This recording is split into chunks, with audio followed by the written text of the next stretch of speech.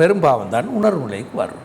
அந்த உணர்ச்சியோடு பாவ மன்னிப்பு கேட்டால்தான் அது பாவ மன்னிப்பாக அமையும் என்று அல்லாஹ் தஆலா இந்த வசனங்களை எங்களுக்கு சொல்கிறேன். இப்போ செயற்பாட்டோடு சம்பந்தப்படும் பாது.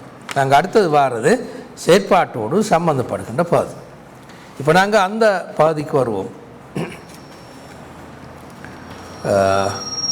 என்னென்னா, முதலாவது செயற்பாட்டோடு சம்பந்தப்பட்ட பாதி பாவத்தை உடனே விட்டு விடுதல். பாவத்தை செஞ்சு கொண்டிருந்த பாவத்தை உடனே விட்டு விட்டுறது அடுத்த முக்கியமான பாது. அப்படி இல்லாமல் இப்போ ஏற்கனவே சொன்னது மாதிரி பாவத்தை விடாமல் ஒருவர் பாவம் செஞ்சு கொண்டே தௌபா கேட்டால் அதை ஒரு நாளும் தௌபா கேட்டதாக ஆகாது என்றது தான் இங்கே சொல்லப்பட்ட பாது. சரியா?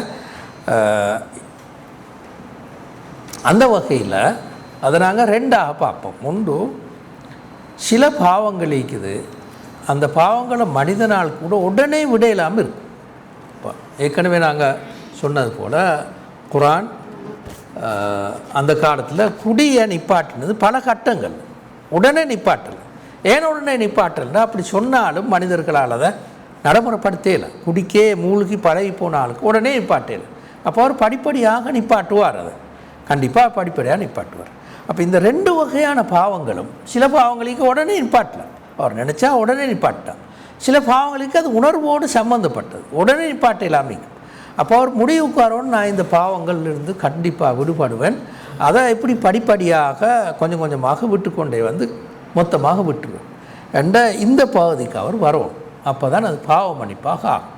அதைத்தான் முன்னால் நாங்கள் பார்த்த ஆயத்தில் ஒலம் யுசிர்ரு அலா மா ஃபஅலு, அவங்க செஞ்ச பாவத்தில் பிடிவாதமாக இருக்க மாட்டார்கள் என்ற பொருளாதாரம். அப்படியே செந்த பாவத்தில் பிடிவாதமாக இருந்து கொண்டே பாவ மன்னிப்பு கேட்டால் அந்த பாவ மன்னிப்பு தூய்மையாக அமையாது. அந்த வகையில் அந்த பாவ மன்னிப்பை அல்லாஹ் தஆலா ஏற்றுக்கொள்ள மாட்டான் என்றது தான் இதில் கருத்து. அப்போ பாவத்தை உடனே விட்டு விடுதல்.